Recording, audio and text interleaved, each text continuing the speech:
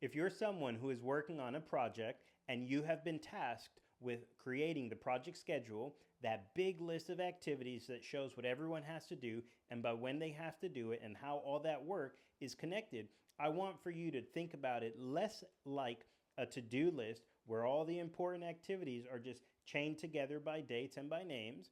And I want for you to approach it more as a story. And what I mean by that is I want for your project schedule to have a beginning, a middle, and an end. And like all good stories, in the beginning, we give information as to what are we doing and what is that going to look like. It's a story. And that is how you gather requirements, and that is ultimately how a design gets created for those requirements. And once you've entered that beginning, you then move on to the beginning and middle.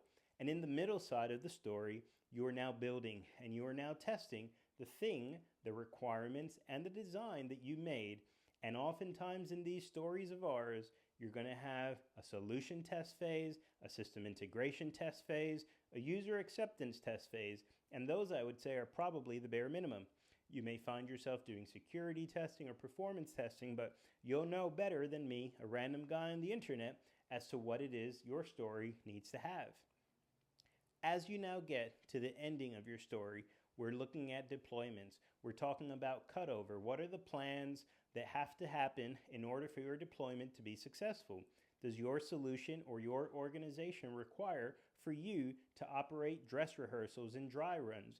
If you don't know what that phrase is, just imagine before a play they have dry runs. They run through the whole play and the actors all get a bit of practice. In your software technology project, a dry run is exactly that. You're going to mock how you cut over. And all good stories always come to an end, and so too will this video. But what you have to have is once you have your go live event, you then will get into a hypercare or warranty phase where any software bugs, process bugs, or anything else that comes up unexpectedly is going to get handled.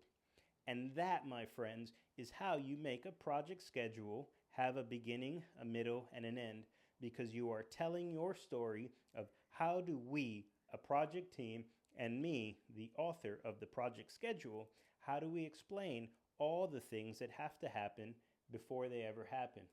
And if you're wondering, what do we deal with and how do we deal with things that may come up unexpectedly, you go through change control. That's a topic for another video. However, all outcomes of change control must find their way back into your story. See it like an unexpected chapter. It is what it is. But now you know what I know, which is every good project schedule is like a story with a beginning, a middle, and an end. Good luck.